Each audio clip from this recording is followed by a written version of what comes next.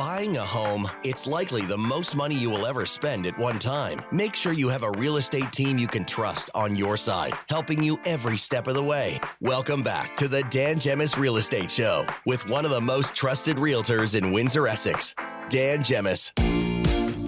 Okay, Kathy Talbot in studio with me. We're going to give away the Richmond Popcorn Company gift card. Kathy, you've got the screen. You've got the magic finger. Press that magic button. Okay. What do you got? Spin the wheel. Spin the wheel. Uh-huh. I love the suspense. Oh, Jerry Zell Sr. Jerry Zell. Sr. Congratulations. Hey, if this is Jerry from McGregor, hello, Jerry. If it's you. You know Jerry? Yes. Past client of mine. You're kidding? Yes. Well, there you go, Jerry. Congrats. Enjoy the popcorn. Jerry Zell Sr. Well, it could be. Never know. All right. So. Either way, congratulations. Yes, congratulations, Jerry. All right. So it's time for our landlord tip of the month with our good friend Patrice Surette from Goldmar Property Management. Hey, Patrice, how are you? Good. How are you guys? We're Hi, Patrice. fantastic. Hi, Kathy. Okay, so listen, we have our topic today is all about N11s. N11, Good yes. old N11s. And Yep. a little bit of a lesser known fact I wanted to bring up also that has come into play. So I wanted to share that with everyone. So before we go too far, what is yeah, an N11 for sorry. those who don't know? So an N11 is an agreement between both the landlord and the tenant to end a tenancy. So it Okay, could be just them giving 60 days notice, and the landlord signs agreeing to that. It could be something that the landlord and tenant have negotiated as an end result of a sale, something like that, where both parties are in agreement. The tenancy will end on a certain date. Both parties sign it. That's an N11. Awesome. Okay? All right. So normally that is just the end of a tenancy. The tenancy gives the keys back. Landlord gets the keys, and off we go, right, to a new tenancy, or perhaps it's sold or something like that. But what's happened recently is actually that a tenant has not held up the end of the bargain saying they were going to leave, and in fact the day comes and we find the tenant has not left. They're still and there. they're still there. So, they're still But I'm sure they're packed and ready to go, right? Yeah, so sometimes we have a tenant waiting to move in, or sometimes maybe the house has been sold, and here we still have this tenancy.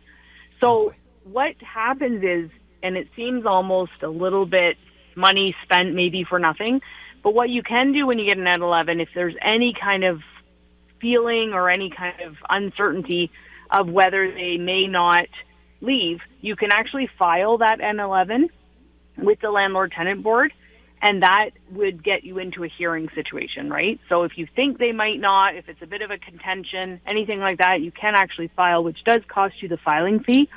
However, at least you can always withdraw it, right? So you do have to spend money, obviously, to get the hearing. But what's happened with these, not leaving, the landlord never, in this case, the landlord has a limit, and this is what people don't know. If you give notice and you've got an N11 for, say, the end of May, because we're in May, so the end of May, you only have 30 days past the date that the tenancy was agreed to end. So May 31, you only have 30 days to file what's called basically an overhold, right? If you don't file that application within the 30 days that have passed, it's actually null and void, and you have to start all over again. Oh, my goodness. Isn't that crazy? Yeah, and there's confusion. A landlord cannot just call the police and say, hey, my tenant was supposed to leave tomorrow, and they're still going to be here. No. The police will say that's a landlord-tenant issue, and you need to go through the landlord-tenant boards. They will not get involved whatsoever, unfortunately. And 6 years. Yeah, exactly.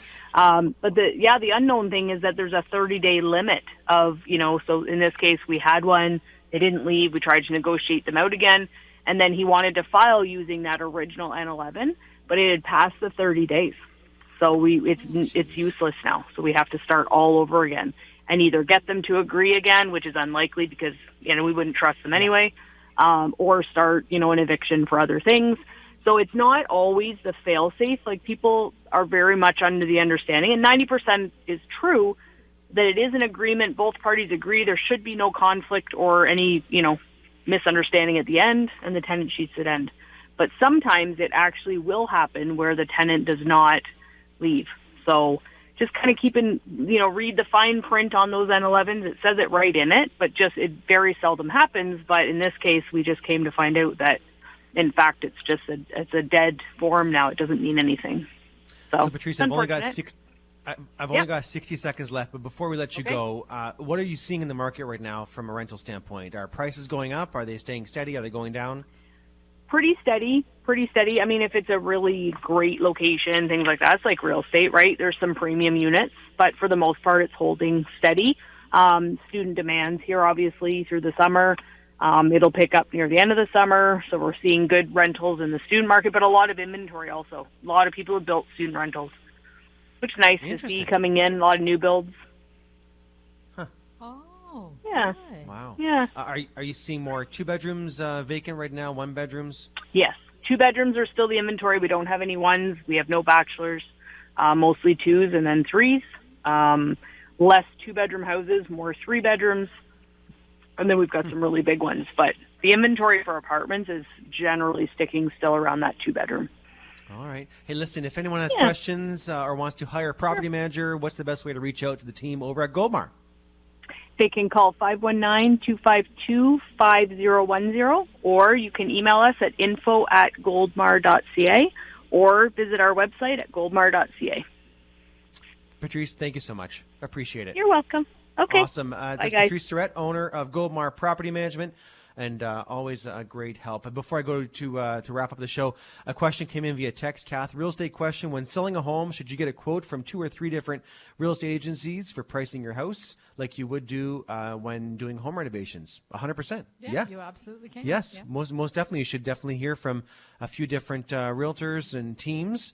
Again, we're partial to teams because of so many benefits that we've gone over on the show over and over again. But most definitely, you can get multiple opinions and from there. Because again, you might interview 3 and you might get a decent vibe from one and not so decent from the other 2. Like anything, right? You want to get and ask your friends for recommendations and go with people you trust. So it's like any business, right? But yes, great question, and hope that answers that question. So if you have any questions, reach out to the team. If you want to buy or sell a house, the Dan Gemmis team is always looking to come out and say hello and give you a free home market evaluation. We service all of Windsor and Essex County. You can find us online at dangemmis.com, DANGEMUS.com, or call us 7 days a week at 519-566-5565. Kathy Talbot, thank you so much for coming today. My pleasure. I'll have Joyce and Aaron in studio with me tomorrow, back with you from noon to 1. So enjoy the rest of the day. And we'll see you all tomorrow at noon right here on AM 800.